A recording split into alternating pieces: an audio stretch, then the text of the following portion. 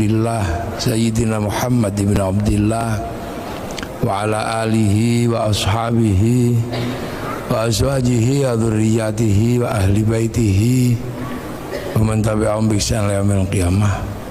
Para alim, para ulama, para kiai sedaya takmir masjid napa jenenge Masjid Agung Sleman, Dr. Wahidin Sudirohusodo yang saya hormati, Bapak Bupati yang kita cintai, selamat dan semoga sukses memimpin Kabupaten Sleman. Baru dilantik belum sebulan Pak Wakil Bupati, saya hormati, semoga kuat ngancani Pak Hardo. Pokoknya Pak Hardo Sari jenengan sing melek jaga gawang beserta Ibu Bupati, Ibu Wakil Bupati yang saya hormati, Pak Kapolres juga baru, Pak Polres Tabes, Pak Nopo nih, Pak Dandim, saya hormati, DPR dan seluruh jajaran Forkompimda, Kandepak yang saya hormati, nih semuanya, nih sing nerbang yang saya hormati. Loh, langsung terbang. Para hadirin wal hadirat yang berbahagia, alhamdulillah ini peringatan nuzulul Quran. Jadi istilahnya itu peringatan turunnya Al-Quran. Turun itu pengertiannya dari dulu ya, dari atas ke bawah. Jadi itu turun, jadi Quran itu turun. Nah, istilah nuzulul Quran itu ya lebih mendekati kebenaran karena turun. Angka terendah itu satu. Nah, dua lebih tinggi dari satu kecuali juara kelas. Kalau juara kelas satu lebih tinggi dari dua. Tapi kalau tangga dua lebih tinggi dari satu. Nah, Quran itu posisi awalnya itu memang tinggi. Karena posisi awal Al-Quran itu di langit ketujuh.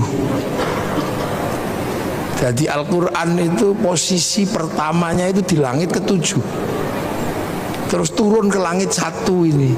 Ini kan langit satu ini. Bumi itu langit satu di satu planet.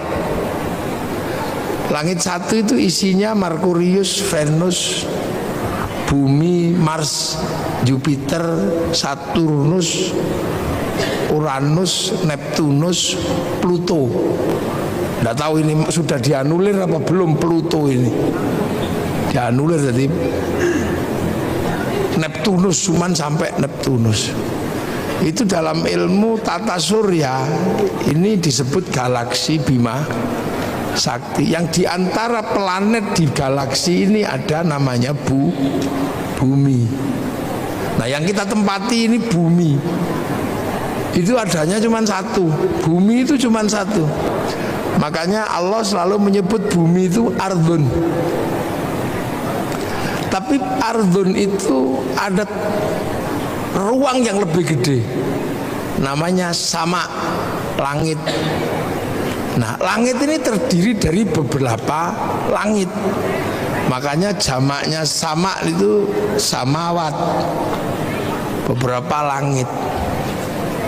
Nah, Al-Quran ini bukan di langit ini aslinya, tapi di langit ketujuh. Jadi posisinya di langit ketujuh. Nah, langit ketujuh itu di mana? Ya nggak tahu saya. Langit ketujuh itu nggak tahu jauhnya kayak apa. Karena keluar dari langit satu ini mesti keluar melalui black hole, lubang hitam. Nah, lubang hitam itu Stephen Hawking aja nggak bisa bikin rumus di situ. Orang yang paling jago bikin rumus itu nggak ngerti caranya bikin rumus menembus black hole ini, lubang hitam. Nah, Rasulullah itu pernah melewati itu, menembus black hole, masuk ke langit kedua, ke langit ketiga, ke langit keempat, ke langit kelima, 6 tuh 7. Nah, itu posisinya di mana nggak tahu. Yang jelas bahwa Rasulullah itu sampai di Sidratil Muntaha, di langit ketujuh. Nah, di langit ketujuh itu ada cloud, kalau anak sekarang bilang ini. Ada cloud, ada pusat data. Jadi dunia ini ada pusat datanya. Ada harddisk besar yang berisi tentang data-data apapun, blueprint dunia ini ada datanya. Nah, data itu dijaga betul biar gak diretas, biar gak dihack. Siapa yang punya potensi untuk meretas itu? Iblis.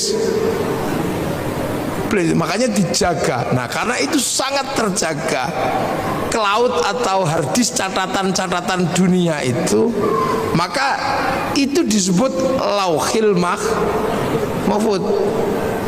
Jadi lauh itu adalah, dulu orang Jawa dulu lauh itu sabak. Sabak itu alat tulis. Jadi tempat untuk menulis itu lauh. Mahfud yang terjaga. Nah, itu catatan semua ada di situ. Yang sebelumnya orang-orang dulu sebelum Islam menyebut, kalau orang Yahudi Nasrani menyebut itu namanya Tabut Sulaiman.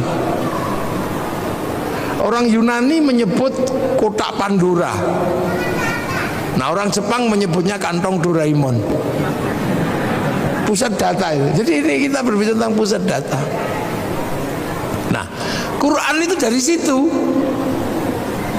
Bal huwa Qur'anum Majid fi lauhim mahfud. Jadi itu, dari Quran itu downloadan sebenarnya. Yang download Rasulullah melalui proses sampai 15 tahun di Gua Hira, itu proses download. Makanya Quran itu turun itu seperti PDF. Ada passwordnya. Nah, passwordnya ya alif lam mim, kaf ha ya ain shad, alif lam ra, itu password sebenarnya. Makanya itulah yang disebut algoritma Al-Quran. Kalau anak sekarang mungkin menyebutnya coding. Coding, jadi alif lam mim itu coding itu sebenarnya. Maka rumus membacanya beda. Rumus membacanya bukan pakai alif ba ta, tapi pakai abjadun hawazun. Ada ilmunya. Nanti kapan-kapan saya datang ke Pondok Minggir, tak ajari cara baca codingnya itu. Kitabnya banyak, ada Al-Aufaq, kitabnya Imam Ghazali, yang oleh orang Indonesia disebut wafak atau rajah itu. Tiba-tiba ada huruf ain, ketemu mem, lam, terus tempelnya di pintu itu. Itu coding sebenarnya. Yang karena kita nggak bisa mencerna terus disebut bid'ah, disebut musyrik, karena kita nggak bisa mencerna. Karena itu coding. Makanya akhirnya kalau kita lihat huruf seperti itu di dalam Al-Quran, langsung kita sebut maknanya Allahu a'lamu bimuradi. Hanya Allah yang tahu maksudnya. Itu sesungguhnya coding. Jadi Quran ini downloadan kalau dalam bahasa anak sekarang. Nah, manusia itu juga berasal dari situ. Jadi sebelum sampean di sini itu juga diregister di situ duluan. Jadi manusia sebelum fanfukhur ruh, sebelum roh itu tiup ke dunia ini, manusia itu juga diregister di situ. Dicatat dulu di situ, di lauh itu. Ditanya, alastu bi rabbikum? Kamu lupa nggak kalau nanti kamu tak turunkan ke sana itu, ke bumi yang jauh itu? Kamu lupa nggak kalau aku ini Tuhanmu? Sampean semua pernah jawab di hadapan Allah, qalu bala syahidna. Ya Allah, saya saksi bahwa engkau Allah. Ya sudah. Akhirnya manusia juga diturunkan ke sini. Nah, ketika manusia diturunkan ke sini terus tiba-tiba ya sama menjadi makhluk bumi. Makanya Quran itu disebut petunjuk. Petunjuk buat siapa? Buat manusia. Ibaratnya Al-Quran, ibaratnya pabrik itu mengeluarkan TV, maka di situ juga ada buku petunjuk pemakaian TV, buku petunjuk pemakaian handphone, buku petunjuk pemakaian ini. Makanya Quran itu disebut hudan, disebut petunjuk. Untuk siapa? Lil muttaqin. Gitu. Nah, muttaqin ini. Makanya muttaqin itu yang pertama kali adalah alladzina yu'minuna bil ghaib. Jadi jangan salah. Jadi karena ini sebuah sistem di mana sistem ini tidak semuanya bisa dibuka oleh manusia, maka Quran itu sebelum ini jadi petunjuk dikasih coding dulu, alif lam mim. Makanya muttaqin ini adalah orang-orang yang meyakini bahwa ada yang gaib. Karena apa? Ya karena nggak kelihatan. Nah, ini yang kadang terjadi perdebatan akhir-akhir ini, orang belajar coding disebut bid'ah. Orang belajar coding disebut musyrik. Ini sekarang ini banyak. Padahal Quran ini bukaan pertamanya ini coding. Algoritma Al-Quran. Kalau ngerti algoritmanya ini dunia beres. Kenapa Cina itu begitu kuat? Karena dia mengerti algoritma digital domain internasional. Kenapa Amerika ini kuat? Karena dia menguasai coding algoritma digital. Dengan coding algoritma digital dia bisa ngambil uang dari seluruh dunia. Sampai bayar sekarang itu duit semua. Bayar. Makanya dilawan sama Cina pakai codingnya Cina. Sehingga Cina berani ngelawan Amazon pakai Alibaba. Itu pertarungan pertamanya mana? Di codingnya, bukan di Amazon sama Alibaba. Kalau Amazon sama Alibaba itu sistemnya, di dalamnya ada namanya algoritma dan coding. Kalau coding dan algoritmanya tidak dikuasai, nggak bisa ngelawan. Bagaimana bisa ngelawan Facebook pakai QQ renden? Bagaimana bisa ngelawan WhatsApp pakai WeChat? Karena menguasai codingnya. Jangan dikira.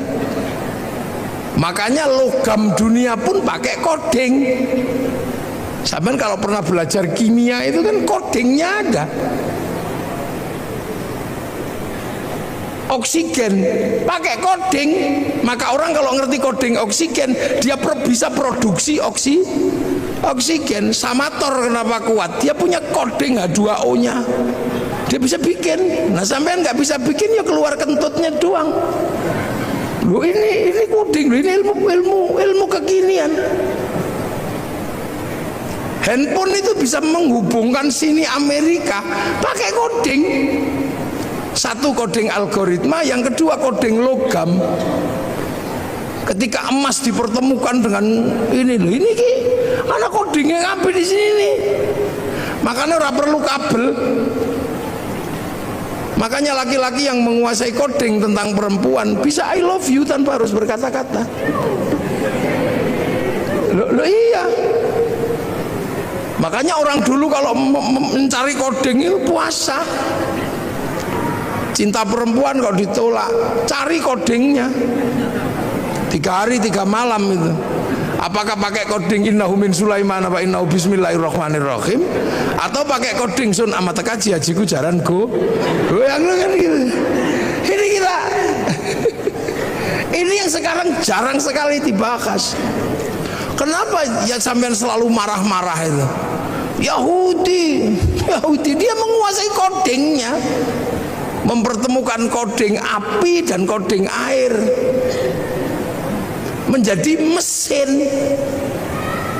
Kita taunya cuman pakai motor wes gitu, tapi kok bisa besi ketemu dengan platina, besi ketemu dengan pertamak, ketemu dengan pertalite. Nah, saya nggak bakas itunya, ngapain bakas itunya?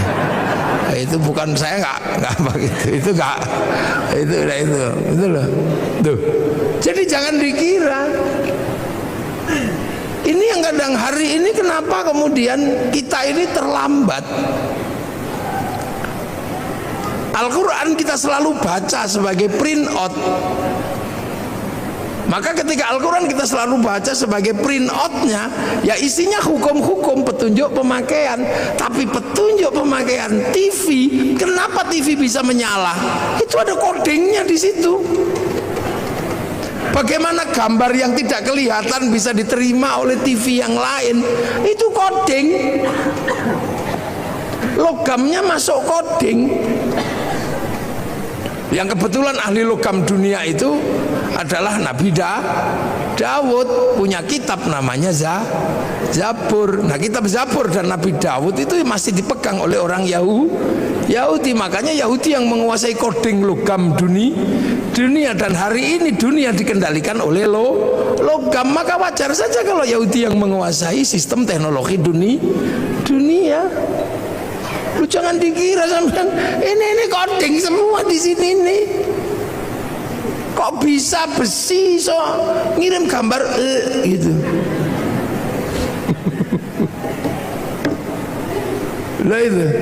Jadi sampean jangan dikira Facebook ketika dia menguasai codingnya, dia punya uang 200 triliun setiap bulan dari Asia Tenggara. Ayo, judi online, ngeslot itu yang pertama kali dilakukan bikin coding dan algoritma. Bukan bagaimana cara ngambil uang secara manual, pakai coding. Makanya ketika sampean mau dapat uang dari bank, ya pakai coding, passwordnya harus pas. Pakai coding orang ya duitnya gak keluar, walaupun ATM-nya diproduksi sama oleh bank yang sama. Loh ini. Jadi kita ini sebenarnya ada satu titik ini. Manusia ini, kalau dokter menyelesaikan manusia itu pakai coding semua. Darah itu kodenya apa? Bukan kok kemudian DARAH, enggak. Seluruh partikel dalam tubuh manusia itu pakai angka, pakai coding. Dengan gitu. Jadi kalau misalnya contoh Pak Hardo ini jadi bupati, proses jadi bupati dan bupati itu berbeda. Karena begitu jadi bupati, Pak Hardo dan Pak Wakil ini ketemunya bukan dengan bupati lagi, tapi ketemunya Sleman dalam angka. Ketemunya coding-coding semua itu. tentara yang bagian nembak itu apa itu namanya? Apa? Tentara yang bagian kavaleri? Bukan. Armet itu. Armet itu nggak ada di situ, tembak itu nggak ada. Itu pakai kode-kode semua, angka semua. Jadi jangan dikira. Nah inilah sebenarnya dari awal itu kita sudah cukup maju sebenarnya diajarkan bahwa Al-Quran ini adalah downloadan.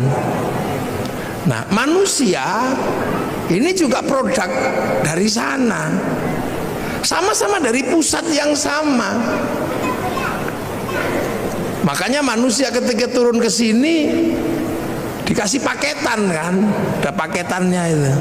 Karena dari pusat data yang di sana kasih paketan, rezekinya sekian, istrinya ini, nyawanya sekian gitu. Kalau paketannya habis ya kick, udah selesai.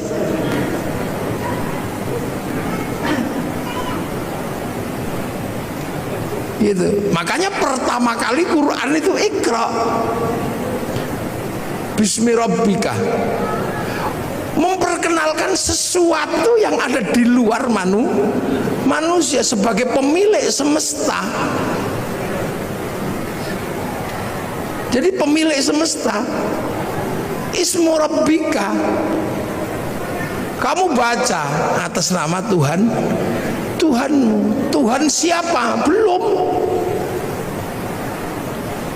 Ismu Rabbika itu siapa? Belum.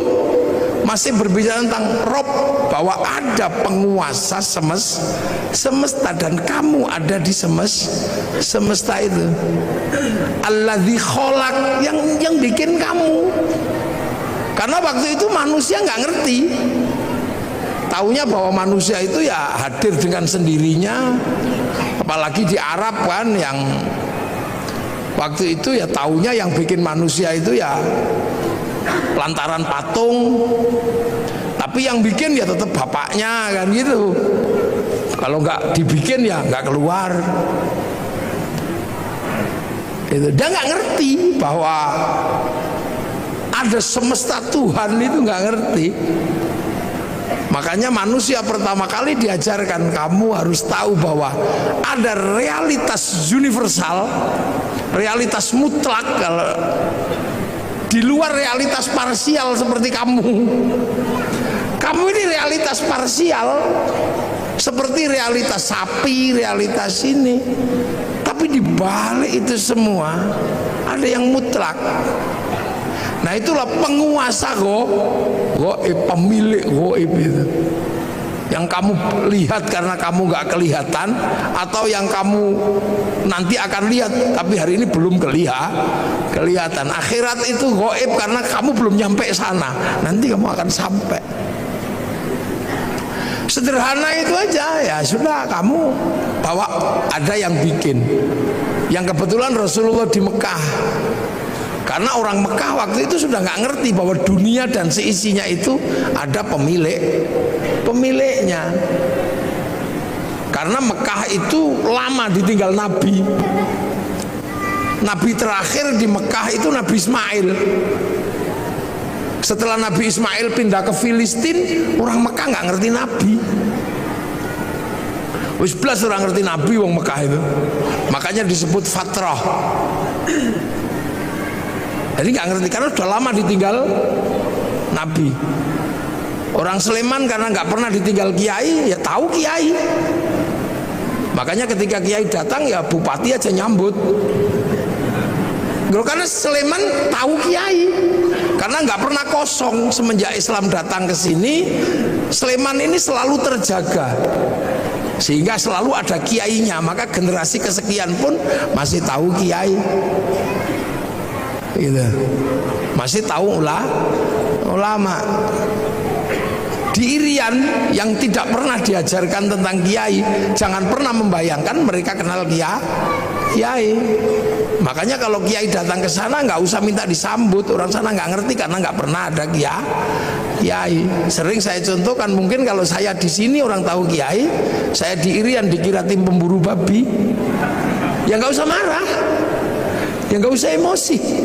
Makanya Rasulullah itu ketika harus berbicara tentang Rob itu penuh kesabaran di Mekah itu, karena orang Mekah nggak ngerti. Makanya Rasul nggak suka marah-marah, kamu hancurkan, enggak. Yang tahu Rasulullah itu Rasul itu di Mekah waktu itu cuman Allah, nggak ada yang ngerti. Beda kalau Rasul lahir di Filistin. Filistin itu secara teologi, secara sosiologi, secara antropologi masih ketunggon. Apa ketunggon ya? Masih ditungguin Nabi. Jadi orang tahu Nabi kalau di sana. Kalau di sana nggak ngerti. Kalau Nabi lahir di Palestina gitu, enteng. Aku Nabi. Oh ya, kamu Nabi. Karena orang lahir di Mekah, aku Nabi. Makanya orang Mekah nggak ngerti Nabi. Makanya saksinya hanya Allah. Wa kafa billahi syahida. Hanya Allah saksinya. Sudah gitu pelajaran Tuhan itu repot bagi orang Arab waktu itu, sulit. Tuhannya Tuhannya kelihatan, patung diajarkan kepada Allah yang tidak kelihatan. Robnya banyak, diajarkan Rob satu, Tuhan satu, susah. Kalau beribadah susah lagi, suruh wudhu. Wudhu itu susah bagi orang Arab karena pakai air. Air itu bukan budaya Arab, karena di Arab nggak ada air, diminum aja susah kok suruh wudhu, apalagi suruh jinabat, tambah susah lagi. Kalau seandainya budaya air itu di Indonesia gampang. Makanya kalau sesuai budaya Arab mestinya toharo itu hanya sampai di tayamum, di debu. Jadi Islam itu bukan Arab sentris, karena pelajaran dasarnya sangat berbeda dengan budaya Arab. Jadi Islam itu sangat berbeda yang diajarkan Rasul dengan budaya Arab. Orang Arab nggak ada air, diajari pakai air. Sudah tahu makanan itu susah, tiba-tiba disuruh sedekah, disuruh zakat. Orang Arab itu cari makan susah, harus berburu. Makanya orang Arab itu kalau berburu, saudaranya harus banyak.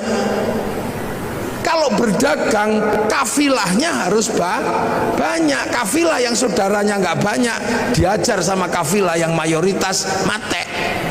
Makanya orang Arab itu saudaranya harus banyak. Makanya tradisi orang Arab itu seneng ngitung saudara. Saudara bin ini, bin ini, bin ini. Untuk apa? Membangun komunitas. Karena sistem survive-nya orang Arab adalah komunal. Nek kekuatannya sedikit kalah sama suku, dikit kalah. Begitu berebut air gitu, saudaranya cuma 5, ditabrak yang saudaranya 20, hilang. Sementara cari air di tempat lain susah. Ada pohon satu tiba-tiba berteduh di situ enak itu, kedatangan suku yang lebih besar ditabrak habis. Makanya mereka harus punya suku yang besar. Makanya orang Arab itu punya tradisi ngitung saudara. Ibn al. Lah orang Jawa ya nggak terlalu ngitung. Dipecat sama saudaranya yang ini, hidup di sebelah situ hidup. Makanya orang sini itu kampungnya banyak. Karena apa? Hidup dimanapun bisa. Di lereng Merapi ya hidup, di pojok minggir ya hidup. Di mana aja hidup orang Jawa itu. Hidup sendiri itu hidup, berdua gitu sama istrinya. Hidup di mana? Hidup cari air nggak susah, cari makanan nggak susah. Di Arab nggak bisa. Begitu ada sumber makanan yang berebut di situ banyaknya luar biasa. Makanya orang Arab harus punya saudara banyak. Makanya sampai di sini pun kalau keturunan Arab selalu ibn gitu. Kalau di sini nyaman. Gak boleh ngambil air di situ, bikin sumur di sebelahnya, ada sumbernya. Makanya di sini desanya banyak. Orang Arab kota, karena untuk menguasai resources butuh saudara yang banyak. Nah itu makanya ketika makanan aja susah kok disuruh zakat. Repot bagi orang sana, apalagi suruh puasa. Sudah tahu panas kayak gitu suruh puasa. Wah, repot katanya ajaran ini, Tuhan ini merepotkan. Lu puasa itu bagi orang Arab ketika musim panas susahnya luar biasa. Orang sini puasa lari ke tepi sungai nyemplung beres, berteduh di bawah pohon pisang sambil sinsot enak. Makanya orang sini itu puasanya itu nggak khusyuk karena sumber makanannya banyak. Orang Arab kalau puasa khusyuk karena keluar rumah lihat padang pasir. Siapa pengen makan padang pasir? Makanya orang sini kamu daripada keluar rumah lihat jambu, lihat apa, daripada itu mending tidur. Makanya dalil yang paling terkenal di Indonesia itu naumuso imin ibadatun. Jadi tidur itu adalah bagian dari ibadah. Karena potensi nggak khusyuk ketika keluar rumah itu tinggi. Nah itulah makanya orang sini kalau bulan puasa lebih banyak tidur. Nah, akhirnya susah nyarinya karena tidur. Daripada susah-susah nyari dimerconi. Makanya bagi orang Indonesia mercon itu sesungguhnya adalah bagian dari proses puasa yang punya sistem kultural yang seperti Indonesia. Maka Pak Kapolres, mercon jangan terlalu dilarang.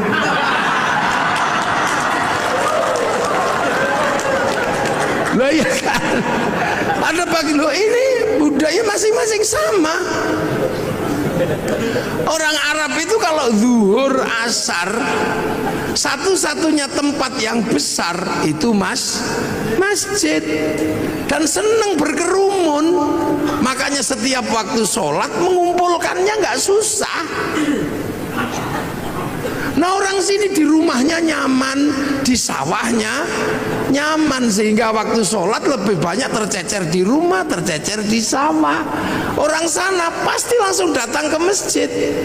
Karena apa? Pusat komunal itu masjid. Makanya kalau di sana Allahu Akbar sudah di dalam masjid, wong sudah nunggu semenjak sebelum sholat. Lah di sini nyaman di sawahnya, nyaman di kebunnya, makani bebek. Ya maka nunggu masjid itu. Sambil nunggu Robana ya Robana, sambil nunggu karena nyaman di tempatnya masing-masing. Speakernya harus tinggi biar denger. Nanti datang satu malah rokokan depan masjid. Ya yang sabar. Makanya ada pujian tombo ati wong wis pegel nambani atine dhewe ra. Ini menghasilkan sistem sosiologi agama. Antropologi agama itu muncul dari situ. Begitu udah nggak tahan karena terlalu lama, baru diuruki anjang-anjang jeruan teko. Ini sistem sosiologinya. Makanya puasa di sini nyaman, orang tidur ngorok gini, lihat matahari nggak kayak orang Arab. Orang Arab matahari keluar nampak, karena apa? Padang pasir. Orang sini baru bangun nggak akan lihat matahari, kehalang Gunung Merapi, kehalang bambu, kehalang apa. Makanya biar nggak kebablasan ada tarhim, imsak, siap-siap, hati-hati kebablasan. Terlalu malam nyenyak tidur dibangunkan pakai tokrek sahur, nyaman orang sini tidurnya. Sahur ora sahur sakarepmu. Loh. Jadi proses di sana ini berbeda. Makanya ketika ajaran itu masuk susah. Apalagi haji itu bagi orang Arab itu masalah. Kalau nggak saking kuatnya ajaran keyakinan, apa? Tawaf. Satu kalau musim panas, yang kedua syahwat. Orang Arab itu kalau lihat kaki, tangan dan muka, wah itu syahwatnya luar biasa. Sementara kalau tawaf, ini muka harus dibuka. Betapa kita bisa melihat orang-orang yang indah di sana. Sementara pada saat yang sama, yang laki-laki disuruh pakai baju, nggak boleh dijahit. Coba kalau mau ndablekan tinggal wes gitu aja. Ini sosiologi agama. Makanya Islam itu ja'a ghoriban wa sayaudu ghoriban, asing dan akan pergi dengan asing. Loh, makanya Islam itu pertama ya wa kafa billahi syahida Muhammadur Rasulullahnya Allah yang tahu. Sampai kemudian orang Arab ada yang bisa menerima. Nah itu yang disebut walladzina ma'ahu, orang yang bersama Rasulullah, para sahabat. Makanya sahabat itu ya orang Arab, karena Islam itu turun di Arab. Sahabat ya Abu Bakar, Umar, Utsman. Nggak ada sahabat namanya Joni gitu, atau Hardo, itu nggak ada. Ya nggak Danang, Edi, ya nggak ada. Wong itu baru terjadi proses di sana. Sampai akhirnya orang-orang yang mengikuti Rasul ini bentrok sama yang tidak mau. Makanya ada konsep asyidda'u 'alal kufar, marah sama yang kafir yang nolak. Sampai akhirnya rekonsiliasi. Yang kafir masuk Islam, sudah. Wong ora ngerti kok ya enggak apa-apa. Abu Sufyan, abu yang lain itu, masya Allah. Islam dalam Al-Quran terdokumentasi ruhama ubainahum tarahum ruka'an sujada yabtaghuna fadlan minallah wa ridwanan simahum fi wujuhi min atharis sujud. Jadi tidak ada yang lain, hanya Allah. Sampai akhirnya Islam itu keluar dari jazirah Arab. Nah itu digambarkan dalam Al-Quran ayat terusannya, dzalika mathaluhum fit Taurat wa mathaluhum fil Injil kazar'in. Islam itu digambarkan di Taurat dan di Injil seperti tanaman. Lah makanya kemudian ada yang nanam. Yang rukun Islam tadi itu, rukun Islam harus ditanam. Nah ada yang berangkat nanam ke Eropa, Torik bin Ziyad. Ada yang berangkat nanam ke Cina, Sa'ad bin Abi Waqqas. Ada yang berangkat nanam ke Afrika, sahabat Salman, sahabat Bilal. Nah ketemulah dengan dunia yang berbeda, manusia yang berbeda, budaya yang berbeda. Terus ada yang ditanam ke Indonesia. Lah makanya ketika ditanam ke sini, wong konsepnya kazar'in seperti tanaman, maka orang Jawa ketika menerima Islam, konsep yang dipakai adalah apa? Lir ilir tandure wusu milir. Jadi zar'in itu tanduran. Maka orang Jawa menyebut tandur. Jadi aja dikira itu tembang ngarang, itu enggak.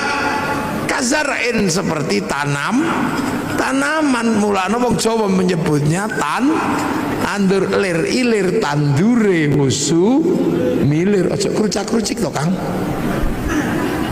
Ya. Jadi tandur. Nah, itu ditandur di semua tempat. Yang tadinya wudhu, di sini nggak ada masalah. Karena apa? Di sini banyak air.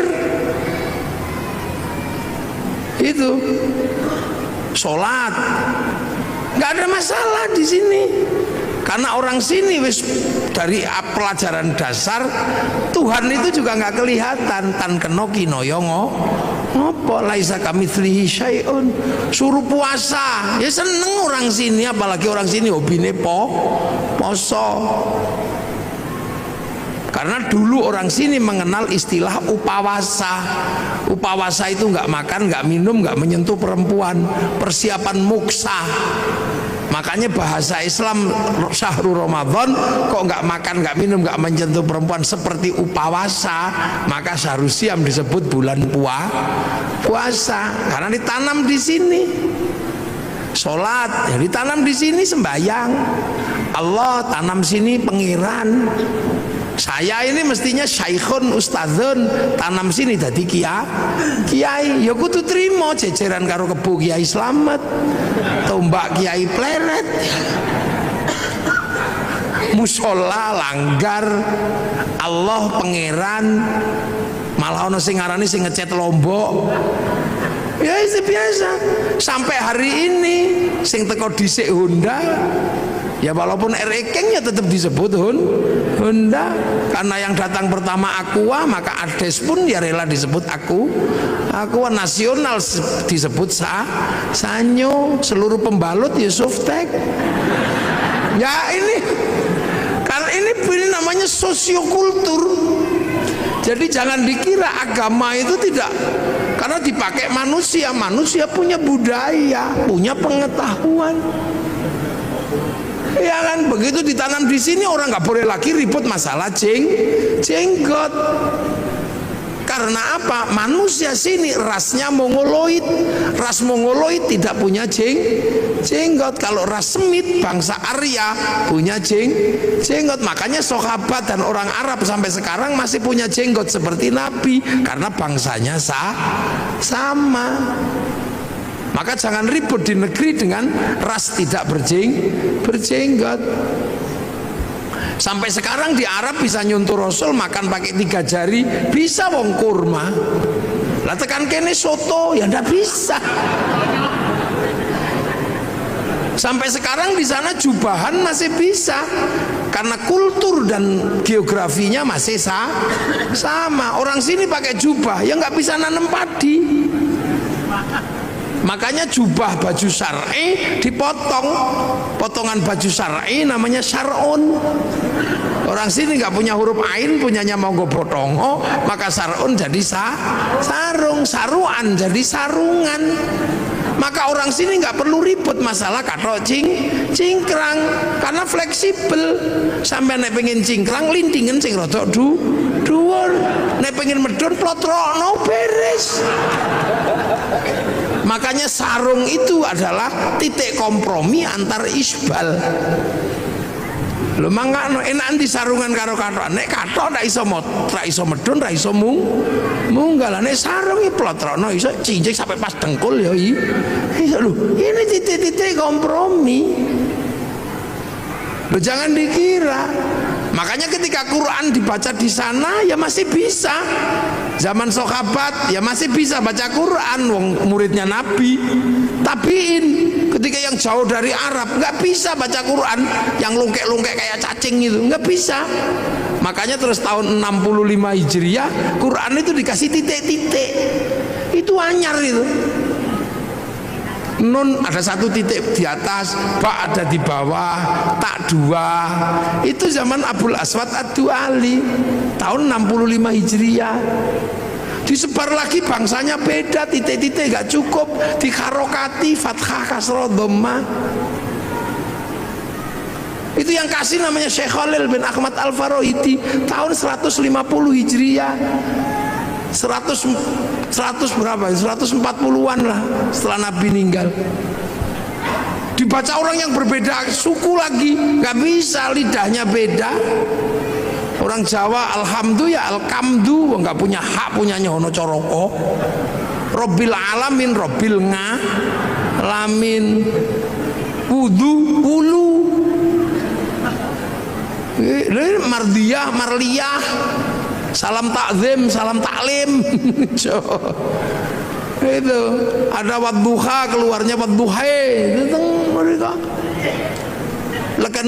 lekanui ini ya ada. Sekali ini kan bangsa Sundonan alladzina alladzina. Nah ini kan harus ditemukan jalan keluarnya. Penelitian tahun 200-an Hijriah namanya Abu Ubay Qasim bin Salam, hasil penelitiannya dibukukan dalam ilmu At-Tajwid fi Qiraatil Quran. Cucu sampean bayang no, Islam itu di sana sampai ke sini nih butuh perjuangan, karena ketemu bangsa yang berbeda, ditanam di tempat yang berbeda. Prinsipnya cuma satu, tumbuh enggak tanaman ini. akhraja syat'ahu fa'azarahu fastaghladha fastawa ala suqi yujibu zurra al-yaghidhu bimul kufar. Tanaman ini tumbuh enggak? Sampai kemudian ketika dibawa ke pasar ini menjadi mendominasi apa enggak? Dominan atau tidak di pasar agama ini? Makanya pakai bahasa suk. Nah, hari ini ketika Islam ini ditanam di sini, tumbuh, berkembang, dan di pasar internasional kita paling banyak. Mau haji paling banyak orang Indonesia. Berbicara sholat paling banyak orang Indonesia. Orang hafal Quran orang Indonesia. Setiap qiraah juaranya dari Indonesia. Masjid paling banyak Indonesia. Jadi ketika berbicara konsep agama Islam dan pertumbuhannya, yang ditanam di Eropa macet, yang ditanam di Afrika ya segitu-gitu aja, yang ditanam di Cina juga nggak tumbuh, tapi yang ditanam di sini tumbuh subur menjadi dominasi pasar dunia. Loh kok gitu, ada yang mengatakan Islam terbaik ada di mana? Ya di sini. Ya di sini. Makanya saya kalau mau belajar identifikasi agamanya nggak usah jauh-jauh. Karena identifikasi agamanya jauh-jauh akhirnya ribut di masalah simbolik, ributnya di jenggot. Jenggot ini bukan masalah prinsip, karena ini masalah perbedaan bangsa. Kok tiba-tiba di sini ribut masalah jenggot? Kalau ribut masalah jenggot ya di Afghanistan sana yang bangsanya masih jenggotan semua. Tiba-tiba di sini kok ribut masalah pujian. Tiba-tiba di sini ribut masalah gedek-gedek di zikir. Ya orang sana bahasa Arab paham, meskipun diem begini ngerti caranya zikir. Kalau orang sini nggak bunyi, simbah-simbah itu loh nggak bisa ngerungokno zikir opo, mengkertop-kertop ngendak. Muni opo mbah ngono. Terus meneng ini ya turu. Ini problem sosiologi agama, antropologi. Jadi akhirnya Islam sekarang ini berdebat terhadap sesuatu yang sebenarnya sudah lewat. Udah lewat masanya. Coba sampai delok persoalan tumpeng. Persoalan tumpeng aja ribut. Loh ini kan persoalan makanan. Sampai nggak ribut orang Arab ingkunge iki onto. Napa sampean ribut ingkung pitik? Wong Yaman ingkungnya wedhus. Sama ndelok itu Raja Salman kalau menyambut tamunya makan bersama, ingkungnya unta, Pak. Lengkene wedhus sing 20.000, pitik sing 20.000 sampean ribut. Soalnya nopo? Nek wedhus larang, makanya di sini cukup pitik, murah, ndoke akeh. Kita akhirnya kan ribut masalah sesuatu yang sebenarnya udah nggak perlu diributkan. Ribut masalah ngadep kiblat. Fawalli wajhaka syatrul masjidil haram. Ngarah-arah tok lho lapo sampean ribut. Pokoke anggere madhep rono ngene, Allah Akbar. Wis ini wajhatu wajhiya. Wong pancene ado, sinyale kadang hilang. Allahu Akbar. Wis merem-merem ini wajah tuh wong pancene online ayo sinyale hilang. Wong pemancar utamane neng Mekah kono lagi ini cuman pemancar lokal. Begitu ono ting ting ting bakso ya. Wah, begitu melek wih sarunge bolong. Udah lagi itu gak usah ribut masalah ngono kuwi. Kita suka ribut sekarang terhadap sesuatu yang sebenarnya tentang Allah. Apa Allah pengene. Lah nek Kanjeng Nabi kalau di atas unta gini wong wis ketok teko nguri. Nek pengimamane agak rendah gini supaya ketok teko mburi. Ini kan problem-problem yang sudah terjelaskan. Jadi karena ditanam di sini ya pakai sini. Krungu Islam Nusantara. Iki apa? Lu Islam fi Nusantara, Islam di Nusantara itu ya gini. Sampean tutup auratnya katok, lambi, peci, kono jubah, kono udeng. Man ngono tok. imamah. Ya udah loh. Jadi kita ini terkadang ribut maka persoalan gizi loro, ribut tumpeng, ribut ake, ribut hormat bendera, ribut apa? Yang sesungguhnya itu problemnya adalah problem bangsa yang berbeda. Tapi rukun iman, rukun Islamnya tidak pernah berubah. Lah apa sama ribut kentongan karo beduk? Padang pasir, Allahu Akbar, Allahu Akbar, krungu wong kadoh. Nang kene ra dikai beduk ora krungu. Saiki beduk pensiun gara-gara ono speaker. Karena lebih keras speaker itu. Besok speaker ya pensiun. Wong lunga ning masjid di WA. Pakai alarm. Wah, sampean lho. Rabi biyen salaman ngene. Saiki lewat video call ya iso. Zamannya berubah. Dhisik wong Jawa sing paling sakti iku sing nempiling semaput, sakti. Saiki wong sakti kere. Sak tempilingan 7 juta. Tanya Pak Kapolres sekarang, kalau tidak percaya praktek no. Maka ilmu itu juga otomatis hilang. Dhisik orang sakti itu ketika ngelirik wong wedok I love you, poso pitung dino pitung bengi. Saiki lho urung poso, kelewatan Avanza, wis I love you. Cinta tumbuh bersama Avanza. Jadi loh, ini problem-problem yang berubah. Siapa arep meksa ndelok TVRI flora dan fauna, pengen terus kucing Afrika, ini sudah berubah. Saiki neng kene sampean buka opono, ora perlu ngenteni sedina terus dinteni wis mertune Pak Harmoko, ngono ndak perlu. Jadi bupati pun harus begitu. Kita ini bangsa. Makanya sekarang Sleman lagi masalah sepak bola itu. Lah ya, Pak Bupati harus tahu sepak bola itu rasa ngoyo. Sepak bola itu punya bangsa yang berbeda. Wong Eropa iki gede-gede dhuwur-dhuwur. Lapangane podo, aturane sama. Lah wong kene cilik-cilik lawan Eropa, yo ora bakal menang. Nggih.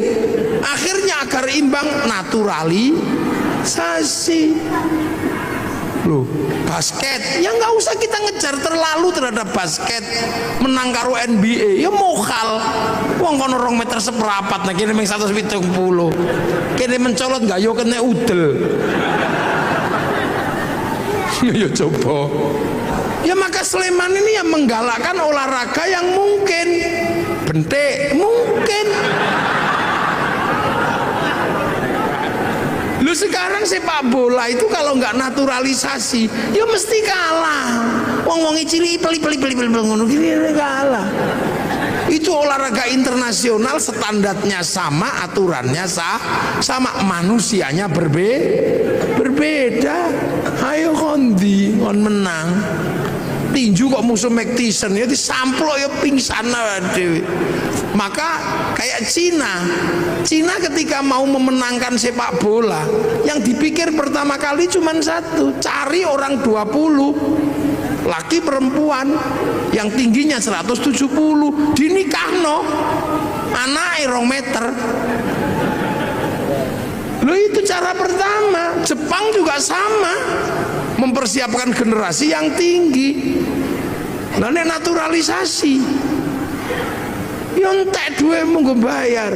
Wis golek wong Sleman sing dhuwur-dhuwur nikahno. Persiapan membentuk kader sepak bola. Ngono. Kader basket. Nggih, kula sing mau idoh nggih. Ini makanya Thailand itu sadar diri. Begitu yang digalakkan olahraga ya sepak takraw itu karena bisa ya. Loh. Jadi seluruhnya ini menyesuaikan. Pabrik mobil, pabriknya sama. Ketika dikirim ke Eropa ya setirnya kiwo, kirim rene tengen. Loh, itu lama. Terus ning kene kono sepion, kene sepion. Sana sepion adalah untuk melihat belakang, sini sepion untuk takon. Sepi rayon, sepi. Jadi sama jangan bayangkan. Rasulullah makannya ya kurma, maka zakatnya juga kurma. Sini makanannya padi, fitrahnya juga padi. Kurban sana unta, sampai sekarang masih bisa kurban unta. Di sini maksa kurban unta, cekel polisi. Nyolong untane kebun binatang biro lo kon. Loh, ini jadi ini sebenarnya sudah. Nah, yang perlu dipahami ulang adalah bagaimana Al-Quran ini menyelesaikan problem yang sudah terbuka, yang dulu dibuka oleh para ulama terkait algoritmanya. Siapa ini yang akan ngurus? Kalau print outnya udah semuanya lah, banyak yang hafal lah, penghafal terbanyak, tapi memahami codingnya ini.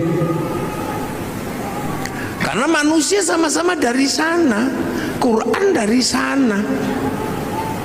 Makanya manusia itu bisa dikirimi Quran. Seperti provider handphone, dia menurunkan kartu. Nah, antar kartu ini bisa saling tukar data, karena data ada di provider. Makanya kartu ini kirim data sana bisa. Tergantung kita mau paketan apa. Yang penting punya wifi. Yang tidak punya wifi, ya cari wifi gratisan. .co.id. Sama manusia ini juga bisa kirim Al-Quran, kirim Fatihah, kirim apa. Yang penting ketika kirim punya wifi. Kalau nggak punya wifi, cari wifi gratisan. Wifi-nya siapa? Wifi-nya Nabi, wifi-nya wali. Namanya tawassul. Nah, kenapa Nabi wali paketannya gede? Karena download. Nabi wali itu download. Qalu rabbuna Allah tsumastaqamu tatanazzalu alaihimul malaika alla takhafu wala tahzanu. 3 tahun ya Allah ya Allah ya Allah ya Allah. Ono sing 3 tahun Sunan Kalijogo. Syekh Abdul Qadir 25 tahun ya Allah ya Allah ya Allah. Download, maka wali-wali itu paketannya besar. Makanya bisa mengerti hati orang karena bisa meretas. Wali-wali mau macam-macam zaman-zaman dihack karo para wali, wate sampean paketannya gede, wong download. Nah, sampean kalau diajak download langsung tidur. Ya Allah ya Allah ya Allah ya Allah. Ya Allah ya. Alayo gringgingan. Loh, ini kita ngomongin Al-Quran. Makanya Al-Quran ini sesungguhnya adalah bukan sesuatu yang hanya semata-mata bisa dibaca dengan irama. Ada di balik situ ada codingnya. Sampai menguasai codingnya itu beres urusan dunia. Zaman randi duit ngerti codingnya, sudah tulis saja, ditempel aja di pintu tol, tok gitu. Coding duit ning Al-Quran. Orang kaya lewat situ mesti inget sampean jenenge. Tak tulis coding prek, muafik ngono ya elek wong iki. Mlane wong biyen ana angel di coding wis rampung. Ngono terus diarani klenik. Yang itu yang salah. Padahal zalikal kitabul la raiba fi, pertama niku hudal lil muttaqin alladzina yu'minuna bil ghaib. Nah, saiki anggere krungu ghaib ngono gudiken. Lupa dah Al-Quran itu ya butuh pertama kali ya kok gaib. Makanya ada orang belajar ilmu hizib, ilmu mahabbah, ilmu apa itu karena apa? Bahwa jangan sampai gaib itu menjadi pemikiran tok, tapi dia harus menjadi experience of religion, pengalaman keagamaan. Makanya ono sing sampai jerokno zikir gitu, ya Allah ya Allah ya Allah ya Allah ya Allah ya Allah gitu. Nah, untuk itu semua ya men harus ngerti donya niki ana sing duwe sapa? Rob, pangeran. Nah, ismu rabbika iku sapa ae, sapa apa jenenge pangeranmu. Makanya Quran pertama kali Fatihah. Fatihah itu bunyi pertama apa? Bismillahirrahmanirrahim. Sebut asmane Gusti Allah. Nah, ismu rabb iku sapa ae? Ya 99 iku, walillahil asmaul husna fad'uhu biha. Makanya ada orang yang seumur hidupnya cuma nyebut-nyebut tok. Ya Allah ya Allah ya Allah ya Allah ya Allah ya Allah ya Allah. Loh, perintah pertama sebut asma Allah. Sebut. Ndas wong ra iso muni diajari apa? Gede-gede, ya Allah, ya Allah, ya Allah, ya Allah. Tangan nggak bisa bunyi cekeli tas bokong nggak bisa bunyi suruh duduk, kaki nggak bisa bunyi suruh sila, supaya semua bisa menyebut asma Allah. Dok subhanallah, picak telek masya Allah, ngelunggui udut ya Allah. Ini kan pelajaran dasar, sebut asma Allah. Makanya kalau ada orang gedek-gedek, oh coba lono, karena itu mengajari kepalanya agar bisa mengenal Allah. Nah, orang nyekel tasbih, oh coba lono, karena mengajari tangan menyebut asma Allah. Nah, orang wong silo, coba nesoni, itu kaki sedang diajari menyebut asma Allah. Nah, nanti kalau semua asma ini sudah kamu sebut, hatimu akan tumbuh, nyumber itu akan keluar apa? Ar-Rahman. Kamu akan tahu semesta Tuhan bahwa Allah itu penuh belas kasihan. Ar-Rahman kang welas asing dalam dunia lan akhirat. Jadi sesuatu di dunia dan di akhirat itu dapat rahmatnya Allah. Makanya sampean nggak usah marah sama orang. Cina, wih lo Cina itu neng donya, berarti oleh welas asih Gusti Allah. Makanya orang Islam itu bisa berhubungan sama Cina dengan inten. Kapan? Ya ketika sholat. Orang sholat pasti berhubungan sama Cina secara inten. Kenapa? Karena sholat itu nutup aurat. Tutup aurat itu kain. Kain itu urusannya pabrik kain. Nah pabrik kain itu sing duwe Cina. Mula aja ngamukan karo Cina ne lunga udah. Loh, ini dunia ini nggak ada yang berdiri sendiri. Ngaji malam hari ini Jepangnya ra teko, mike teko. Sampean wudu itu urusannya sama air, tapi air diurus sama pipa sanyo diurus Mas Pion. Sampean ra entuk ngamuk pabrik. Lunga haji pesawat dae wong Yahudi mati sampean nglangi. Loh, makanya Ar-Rahman ini meletakkan manusia hidup penuh kasih sayang. Karena apa? Saling melengkapi. Itu kurikulum dasar menjadi manusia yang integrated. Makanya kiai-kiai nek pokon maca Fatihah bismillah ilang karena sampai kehilangan bismillah, dia akan kehilangan kurikulum dasar menyebut asma Allah. Mulane wong nek maca Fatihah kok bismillah ilang, dia nggak punya kurikulum dasar menyebut Allah. Begitu ra duwe kurikulum dasar menyebut Allah, ya kaku. Makanya wong nek maca Fatihah bismillah ilang, keras. Dikit-dikit marah. Nah ini di sini ini sebenarnya adalah pembelajaran dasar. Nah hal-hal seperti ini kadang tidak disampaikan. Karena apa? Ini butuh konsekuensi logis. Konsekuensinya apa? Harus ada laboratorium Al-Quran misalnya. Depak Sleman harus membuat laboratorium untuk belajar coding Al-Quran. Itu Depak harus tanggung jawab. Kalau Depak tanggung jawab, ya bupati harus biayai.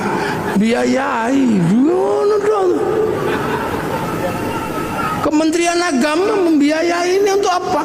Mengkaji kitab-kitab klasik untuk membuka kembali algoritma dan coding Al-Quran. Kajian Al-Aufaq, Mamba Usulul Hikmah, Syamsul Ma'arif. Ini kajian-kajian coding.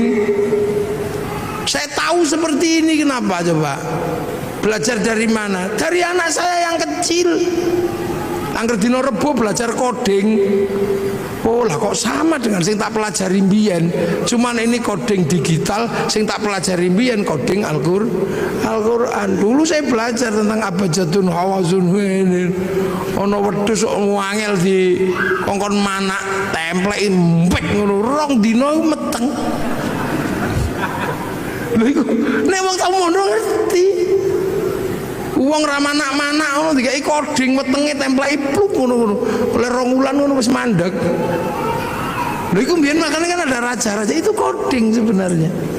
Oh begitu delok lho kok padha karo sing diajari anakku cilik belajar coding ini sama. Cuman itu coding ABCD, kita coding Arab. Lah itulah makanya Indonesia ini nyimpen data besar juga nggak bisa, karena coding kita nggak punya. Huruf kita menggunakan huruf ABCD. Cina bisa karena codingnya huruf dia. Makanya ketahanan digital kita nggak pernah bisa, karena apa? Coding huruf kita menggunakan huruf ABCD, huruf Eropa. Coba disepakati coding kita huruf Jawa gitu misalnya. Terus pas betimbel gedes kira-kira. Tapi untuk kebutuhan itu butuh laboratorium besar. Jadi Pak Sidik harus bahas itu nanti. Ajukan anggarannya kepada Pak Bupati. Boleh golek piye wong bupati kok kangelan. Iya, apakah Pak Bupati nanti golek nang Merapi apa nang endi ya karek kondo ngono ae to. Untuk bikin laboratorium bagaimana belajar coding Al-Qur'an. Wong kitabe ono kok. Jadi ojo MTQ tok sing diurus itu, codingnya juga harus diurus itu. Algoritmanya itu mesti diurus. Karena insya Allah kalau kita ketemu coding-coding itu, ilmu pengetahuan terupgrade dengan sendirinya. Iki lho metu iku kok coding iki. Ya angka-angka semua iki dadi duwe kabeh lho iki. Jangan dikira itu nggak pakai uang, itu coding itu. Jadi video, jadi apa? Nggak coding Kang. Ya bahwa ujungnya apa? Penguasaan dan dominasi. Nah kalau sudah penguasaan dan dominasi bisa intervensi, bisa menjadi sebuah agama yang kuat, bangsa yang kuat. Artinya apa? Bisa produksi. Nah bangsa itu kalau sudah bisa produksi, kekuatan bangsanya terjaga. Kenapa Jepang nyaman? Bisa produksi. Total handphone batine piro untuk menghidupi rakyatnya. Jadi urung sampai ngelola sumber daya alam, duit dari jualan iPhone cukup untuk menghidupi bangsanya. Jualan tank cukup untuk menghidupi bangsanya. Korea negara kecil itu loh bisa menghidupi bangsanya dari dodolan lagu jenenge BTS. Loh, saya ini generasi zaman all ya. Masih ingat betul bahwa tahun 91 kalau nggak 92 itu konser terbesar di dunia itu Metallica di Moskow. Terjual tiketnya 6 juta tiket. Itu sampai sekarang belum pernah terbayangkan akan terkalahkan. Begitu Covid diajar karo BTS kalah. Sekali konser itu berapa? 100 juta orang yang nonton. Itu daring. Seminggu 4 kali, sebulan 16 kali. Tak hitung dalam waktu 1 tahun pemasukan dari BTS untuk Korea 2.500 triliun. Total ceng ngono tok. Amerika dapat pemasukan dari Facebook dan dari WhatsApp itu. Bayar, ngono bayar. Paling tidak per bulan 200 triliun. Nah sampeyan harus dodol apa geblek. Loh, ini penguasaan dunia, jadi aja mbok kira dunia ini. Sampeyan selalu membayangkan APBD, APBN, tapi sektor informal yang dunia sudah bergerak nggak tergarap. Sampeyan malah mikir gawe biro umroh. Jadi sektornya tetap sektor manual, yang hitungannya hitungan analog, bukan hitungan digital. Pernah enggak terus tiba-tiba kaum muslimin ini berpikir sholat Jumat digital online malah jadi masalah. Imam yang Surabaya, makmum yang Semarang. Maka Pak Ardo jadi bupati juga mesti mikirin yang itu, Mangke Wardo. Nggih, aja kok mikirin pajak pasir ora oke. Anak Sleman yang pinter-pinter kumpulin semua. Wong Sleman ini gudangnya wong pinter. Kampus UGM, UPN, UIKIP jadiin satu IAIN wis ngono mbakaso. mungkin nggak bertarung di dunia digital pakai coding apa iso. Loh, ini duit, ini penguasaan itu. Sampai nojo bayangno. Makanya negara-negara yang bangkrut itu negara apa? Ya nggak bisa ngerespon. Coba saiki meng dodol BTS ceng ngono setahun sakmono. Nah, itu sistem. Gojek iso ngalahno Bluebird yang armadane triliunan meng nganggo coding laptop loro tok. Sampeyan bayangno Bukalapak bisa mengalahkan apa di bursa ngalahno gudang garam sama jarum itu. Memang Bukalapak butuh laptop loro. Nah ini, Al-Quran itu punya coding-coding seperti ini. Ayo kapan Sleman gawe laboratorium? Apa digawe ning Pemkap, apa digawe ning pondok ra apa-apa. Lumayan aku oleh. Nah nang gawe ning Pemkap ya enggak apa-apa, cuman kan pembiayaannya terlalu gede. Karena kalau di Pemkap itu sing biayai bupati, jadi mesti hitungannya wah rada gede. Nah ning pondok kan gratisan. Loh, tapi memang harus ada laboratorium itu. Hitung nanti kita bisa kita uji dengan teknologi digital antar frekuensi itu apa sih? Apa ini antar frekuensi? Buka itu fikulubi marodun itu apa kodingnya? Nanti kalau kodingnya ketemu alat ini untuk menghilangkan orang sakit hati, orang yang aromaterapi yang mampu menghilangkan sakit hati. Lu ini berarti agama ini sebenarnya sesuatu yang sangat luas dan masa depan. Makanya hari ini hampir seluruhnya teknologi ini kan teknologi langit yang dulu pernah dijalankan oleh Rasulullah lewat Isra Mi'raj. Nah ini penting untuk dikaji secara bersama-sama, dan inilah sebenarnya harapan besar bahwa Al-Quran pada suatu saat akan mencetak orang-orang masa depan. Jadi Islam itu nanti punya orang masa depan yang mampu memecah kode-kode dunia. Neng itu kapan terjadi? Tapi pasti terjadi. Karena akan muncul orang itu. Siapa? Ya orang yang bisa memecah kodingnya langit dan bumi. Karena itu nanti ada orang itu ada nanti. Ini saya kira tumbuh kapan? Karena orang itu sudah disebut di dalam Al-Quran bahwa nanti pada suatu saat akan ada orang yang mampu memecah koding-koding dunia ini. Jadi dalam penciptaan langit dan bumi akan dipecahkan rumusnya oleh ulul albab. Inna fi khalqis samawati wal ardi wa ikhtilafil laili wan nahari la ayatil liulil albab. Jadi ada nanti itu orang namanya ini pemecah koding. Siapa? Alladzina yadhkurunallaha qiyaman wa qu'udan wa 'ala junubihim wa yatafakkaruna fi khalqis samawati wal ard. Orang yang berpikir secara maksimal, berdiri mikir, duduk mikir, terlentang mikir, akhirnya artinya nggak linier, nggak mikir sambil duduk tok. Dia nggak linier terhadap isi dunia, dibongkar semua. Duduk mikir, terlentang mikir, berdiri mikir, sampai nanti hasilnya ensiklopedik. Rabbana ma khalaqta hadza batila. Ya Allah, nggak ada yang sia-sia. Subhanaka faqina adzabannar. Minta perlindungan dari api neraka. Rabbana innaka man tudkhilin nar faqad akhzaita wa ma lidh-dhalimin min ansor.